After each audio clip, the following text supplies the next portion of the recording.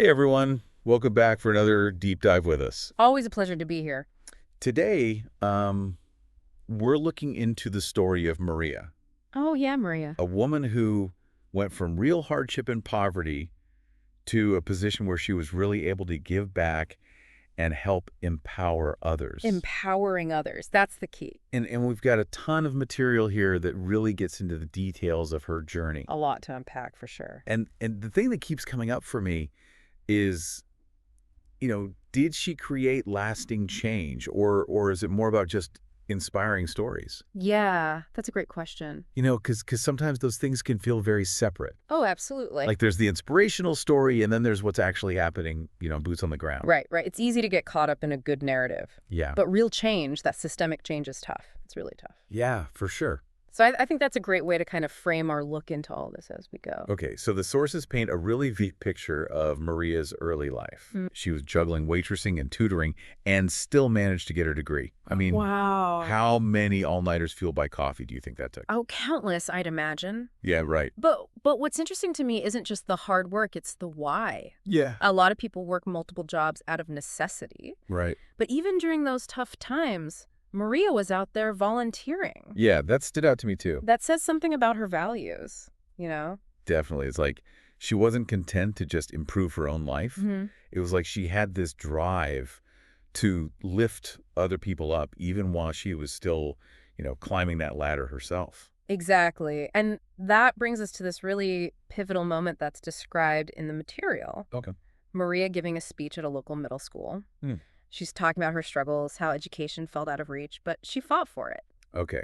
But a lot of people give motivational speeches. Sure. What makes this one so special? The audience. This wasn't, kids at some fancy prep school. These were kids from Maria's old neighborhood facing the same poverty that she grew up in. Yeah. She saw herself in them, and they saw a possible future in her. So it's less about the words themselves and more about that mirror effect. Exactly. But she's a tangible example of success, not some distant figure they can't relate to. Right. And this is where some might say she took the easy route. Oh, okay. Interesting. After graduating, Maria had options. Sure. But she chose to go back to her hometown to teach.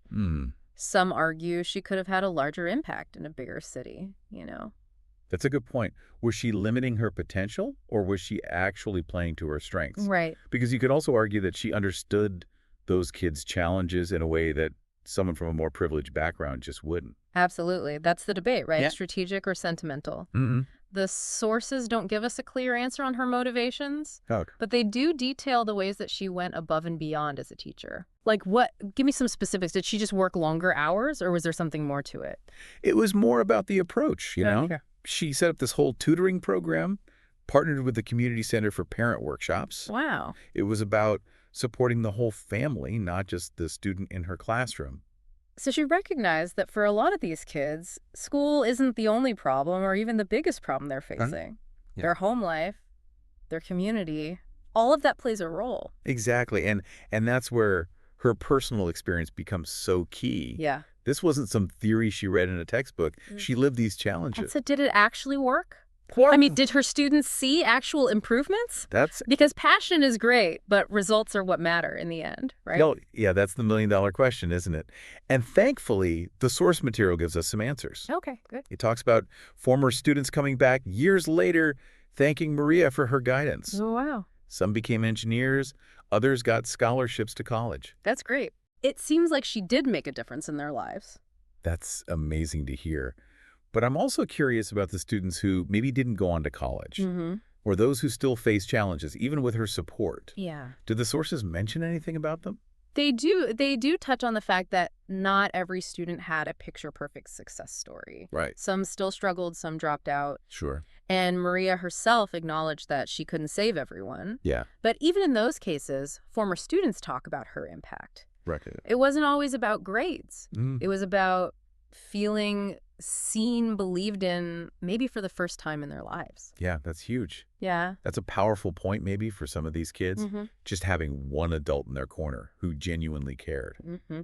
That in itself can be life-changing. Absolutely. And that brings us to another fascinating aspect of Maria's story. Okay. As her reputation grew, she started getting invited to speak at conferences advocating for education reform. Wow. She even got some media coverage, became kind of a symbol of hope. Okay. But we've seen this before, right? Sure. The inspirational teacher who gets thrust into the spotlight. Yeah.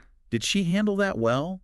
Or did it become a distraction from the work on the ground? That's a crucial question, and one I was thinking about as I reviewed the sources. Yeah. They do mention some criticism. No. Voices saying she was getting too caught up in the celebrity aspect, Interesting. neglecting her original mission.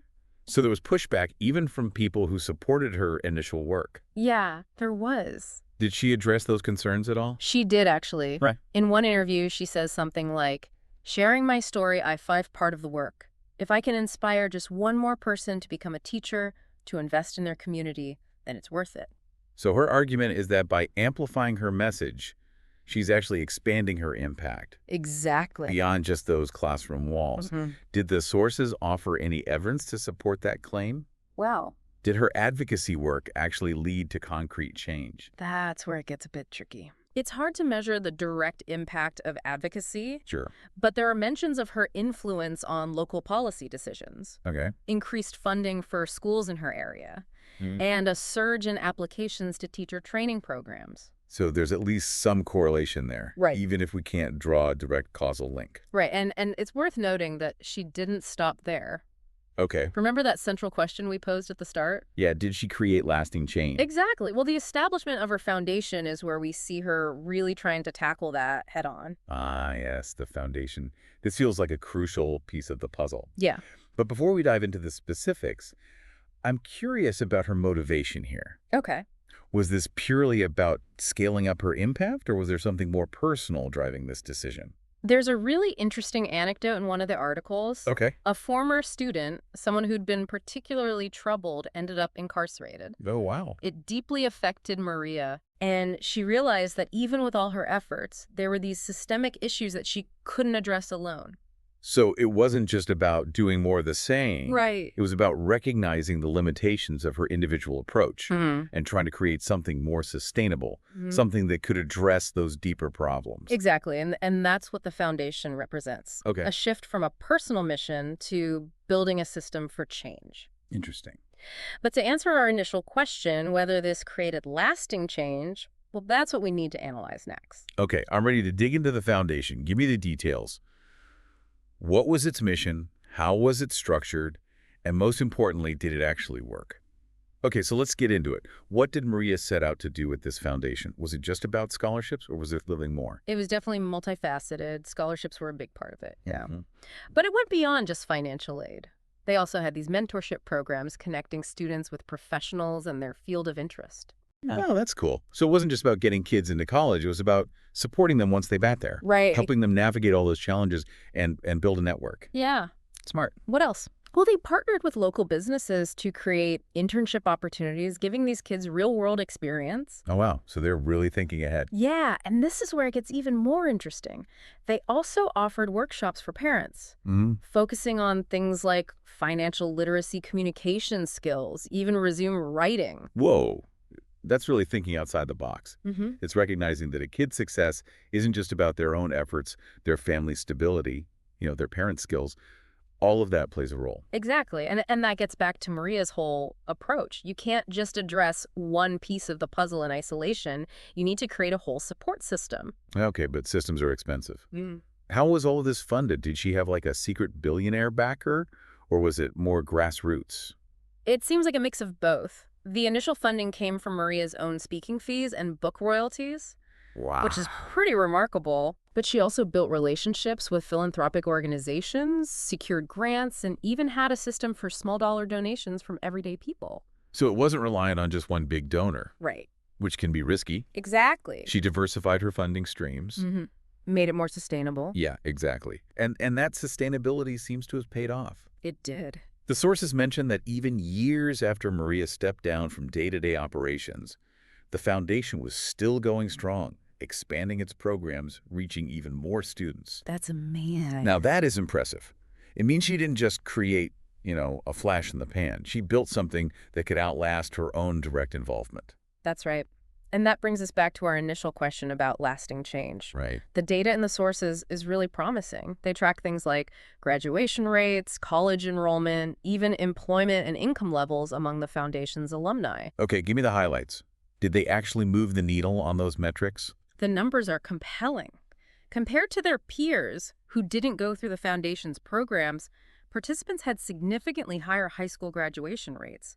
College enrollment was up, and even their average income levels a few years out were notably higher. Wow, so it wasn't just feel-good stories. There's actual data to back up the claim that this foundation was making a real difference in these kids' lives. Exactly. And it's important to note these aren't just cold, hard numbers. The courses also include these really powerful testimonials from participants talking about how the foundation impacted their confidence, their aspirations, their belief that they could actually achieve their goals. So it wasn't just about changing their circumstances, it was about changing their mindset. Right, their sense of what was possible. Yeah. And that's the kind of change that can ripple outward, impacting families, communities, even future generations. As I'm listening to all of this, I'm struck by how Maria's story is more than just inspiring. It's like a masterclass in how to actually make a difference. She started small, focused on her immediate community, then used her platform to advocate for broader change, and ultimately built this whole system to sustain that impact. It's a powerful example of how individual passion, combined with strategic thinking and a commitment to systemic change, can really make a difference. Absolutely, and it leaves us with a lot to think about. It does. So as we wrap up this deep dive into Maria's incredible journey, I want to turn it back to you, our listener. Yeah. What resonates with you most about her story? What lessons can you apply to your own life, your own work, your own aspirations to make a difference? Maybe it's about finding that one small thing you can do to support someone in your community, or maybe it's about thinking bigger, examining those systemic issues that need to be addressed. Yeah. Whatever it is, Maria's story reminds us that each of us has the potential to create positive change one step at a time. Beautifully said. And on that note, we'll leave you to ponder those questions. Thanks for joining us for this deep dive. We'll see you on the next one.